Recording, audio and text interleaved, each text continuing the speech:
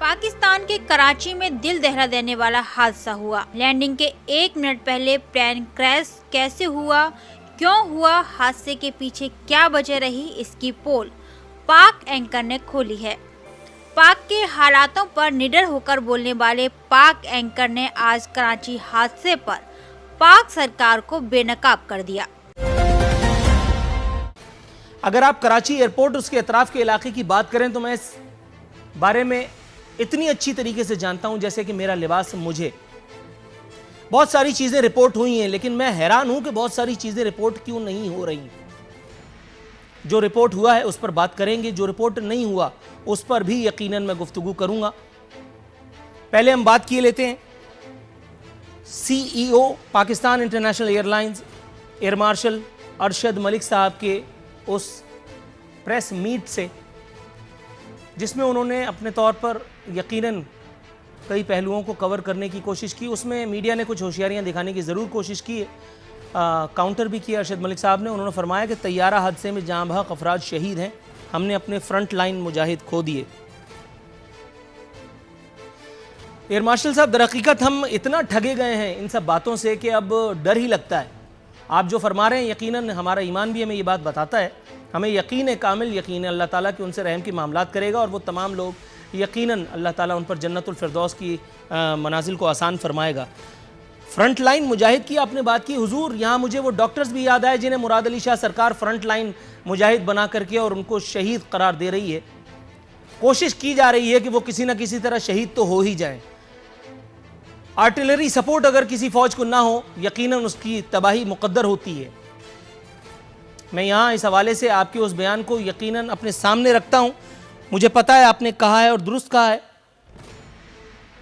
वो कि मैं पाबंद नहीं हूँ उस पर अमल दरामद करने का, लेकिन फिर भी आपने कहा तो ठीक ही कहा कि अवाम से दरख्वास्त है फितना फैलाने वाले खुद साख्ता माहिरीन से दूर रहें। मुझ पर तो वैसे ही फितना अंगेजियों के इतनी सारी चार्जशीट्स हैं। मैं उन बातों की जानिब आऊँगा जो आपने कही। आपने कहा कि जहाज़ की तमाम सर्टिफिकेशन मुकम्मल थी, जहाज़ तकनीकी लिहाज से पूरी तरह क्लियर्ड था।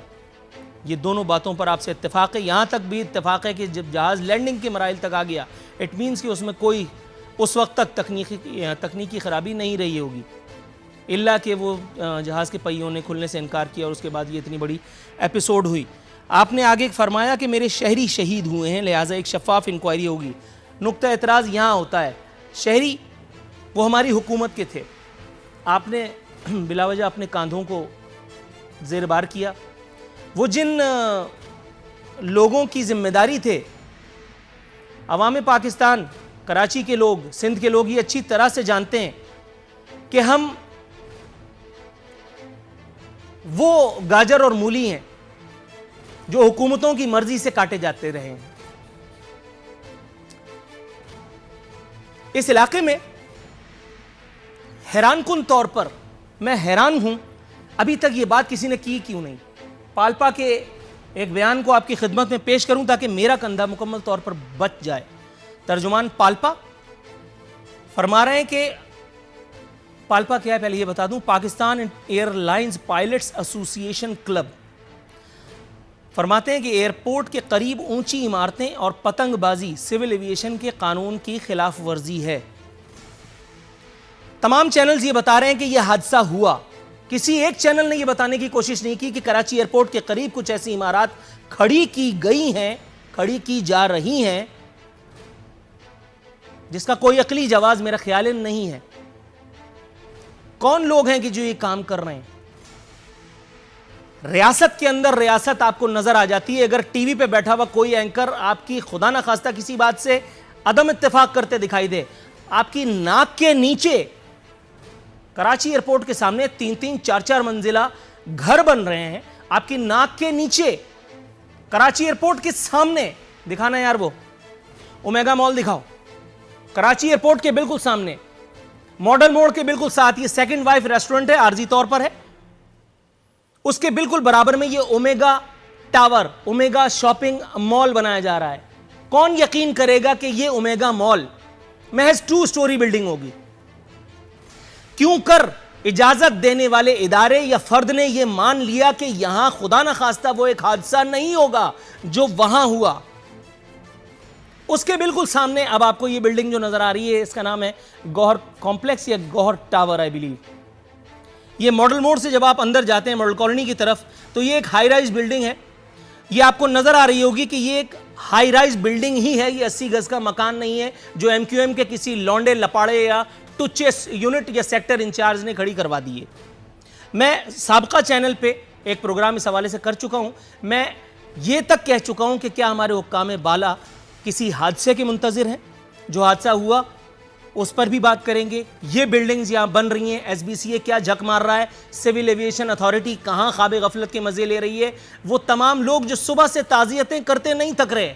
تعزیتی بیان کا تو ایسا ہے کہ پاکستان میں 42 سال کا ہو چکا ہوں, بیان نہیں بدلے, صرف ڈیٹ لائن چینج کر کے وہ بیان جاری کر دی جاتی ہیں. ایک تو دل خون کے آنسو ہوتا ہے, دوسرا ہم ہر دکھ کی گھڑی میں ان کے ساتھ ہوتے ہیں. یہ فراڈ سنتے دیکھتے میں 42 سال کا ہو چکا ہوں اور صبح سے میرا بلڈ پریشر میرا خیال ہے صرف روزے کی وجہ سے قابو میں ہے. کوئی ہائی رائز بلڈنگز کے بارے میں بات نہیں کر رہا. کوئی یہ نہیں کہہ رہا کہ ایئرپورٹ کے قریب یہ جو مکانات 3-3 منزلہ بھی بنے ہیں, خدا نہ خواستہ کیا انہی سے ٹکرا کر کے حادثات نہیں ہو سکتے. میں آپ کو یہ بتاتے ہوئے بالکل مسرت نہیں محسوس کر رہا ہوں کہ ایئرپورٹ کے بالکل سامنے کم سے کم 7 سکولز ہیں جس میں چھوٹے چھوٹے معصوم بچے پڑھتے ہیں. وہ اپنے اسکول کی چھت پہ کھڑے ہو کے ہوائی جہاز کو دیکھ کر کے ٹاٹا بائے بائے ہیلو کرتے ہیں. ان معصوموں کو نہیں پتا کہ ان کے سر کے اوپر سے موت دن میں کتنی دفعہ پرواز کرتی ہے. کدھر ہے پی آئی اے, کدھر ہے سول ایویشن, کدھر ہیں اتنے بڑے بڑے فن خاں جو آ کر کے ٹیلی ویژن اسکرین پر درشن دیتے ہیں. یہ ہے آج کا موضوع. ڈیبیٹ آج ہم نے کینسل کی ہے. آج ہم اس ایک اہم موضوع پر بات کر رہے ہیں. سب سے پہلے میڈم, چھوٹا سا تھا, گلگت میں ایک طیارہ گرا. میرا ایک دوست, ایک کرسچن دوست, اس کی فیملی کے متعدد اراکین ممبران وہ اس حادثے میں جان سے گئے. مجھے یاد ہے تقریباً 1-1.5 مہینے تک میری حالت کچھ عجیب سی تھی. حکومتوں نے تو اگلے دن وہی اپنے دھندے شروع کرنے ہیں, ہم آپ کے ساتھ ہیں اور آپ کی فلانا ٹھکانا اور یہ اور وہ. اس کے بعد کٹمنڈو کا ایک طیارہ گرتا ہے. پوچھنا یہ تھا کہ ہم ان باتوں کو اتنا سیریس کیوں لیتے ہیں. پاکستان میں چیف آف آرمی اسٹاف کا طیارہ گر گیا, جنرل ضیاء الحق کا سانو کی موڈ پہ ہے سارا سسٹم. ایئر مارشل مصطفی علی میر صاحب ایئر چیف تھے, ان کا طیارہ گر گیا, سانو کی موڈ.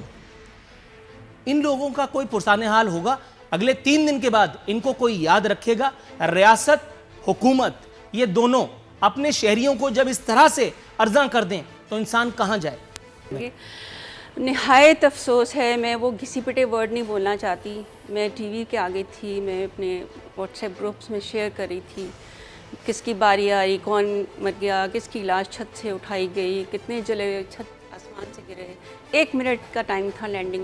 بہت ہی افسوس کا ورڈ تو کچھ نہیں ہے. دکھ ہو رہا ہے کہ دیکھیں عید منانے جو آ رہے ہیں, کورونا سے بچ کے آ رہے ہیں, تو خدا تعالیٰ نے ان کو, جمعے کی موت ہے, رمضان کی موت ہے, پر دکھ اتنا ہے کہ یہ کیسے ہوا جبکہ ایویشن والوں نے لاہور ایئرپورٹ سے سب کچھ کلیئر کر کے بھیجا اور لینڈ کرنے سے 1 منٹ پہلے دونوں سائڈ سے بوم بلاسٹ, وہ سوری عادت پڑ گئی ایسی چیزوں کی. تو یہ کیسے ہوا اب تو جب تفتیش ہوگی تبھی معلوم ہوگا. اب والی بات 3 دن کے بعد افسوس تو کم ہو جاتے ہیں, وہی گھسے پٹے ورڈ سب بول دیتے ہیں, پر اس کا کچھ حل ایسا ہونا چاہیے کہ اپنے پرانے ایئر کرافٹ جو تھے پہلے زمانے کے, میرے خیال میں ان کو ری چیک ساروں کو اوورالنگ کرا کے پھر سے ان کو, اب ٹائم ہے ہمارے پاس, وقت بھی ہے, موقع بھی ہے کہ فلائٹ زیادہ چل نہیں رہی, اور اب اس کے بعد تو میرے خیال میں لوگ ٹریول کرنا بھی بہت ہی ڈریں گے اس بات پہ. تو ہماری حکومت کو چاہیے کہ پرانے ایئر کرافٹس کو دوبارہ سے ان کی اوورالنگ کی جائے تاکہ ان کی پتہ چلے کہ لینڈنگ کے وقت کیا ہونا ہے. ٹیک آف کے وقت تو پتہ چلا پوری فلائٹ 1.5 گھنٹے کی آ گئی, اب لینڈ کرنے سے 1 منٹ پہلے ایسے ہوا, تو اب یہ کیوں, کب, کیسے, اس کا جواب دینا چاہیے پی آئی والوں. کیوں نہیں پتا ہے سندھ سرکار کو وہ ویژنری مراد علی شاہ جو عالم بالا اور عالم برزخ معاذ اللہ اس کے معاملات میں مداخلت پہ تلا ہوا ہے, اس کو یہ کیوں نہیں سمجھ میں آ رہا کہ میرے فرائض منصبی اللہ میاں کے معاملات میں ٹانگ اڑانے کی نہیں ہے, میرے معاملات در حقیقت کچھ اور ہیں. ماڈل کالونی میں ایس بی سی اے نے, ماڈل کالونی تو میں ایک نام لے رہا ہوں کیونکہ وہاں ایک حادثہ ہوا ہے, پورے کراچی میں ہے اور آپ یہ ذاتی طور پہ جانتے ہیں. بچوں کے اسکول کی بلڈنگ کی ایک ایک منزل منہدم کی گئی. اس کے بعد جب لاکھوں روپے رشوت دی گئی تو وہ بلڈنگ آپ سب جانتے ہیں. یہ کراچی میں ایک معمول کی بات ہے, میں کوئی انکشاف نہیں کر رہا. گیسٹ ہاؤس ایک بنایا گیا, میں حیران تھا رہائشی علاقے میں گیسٹ ہاؤس کا کیا کام ہے.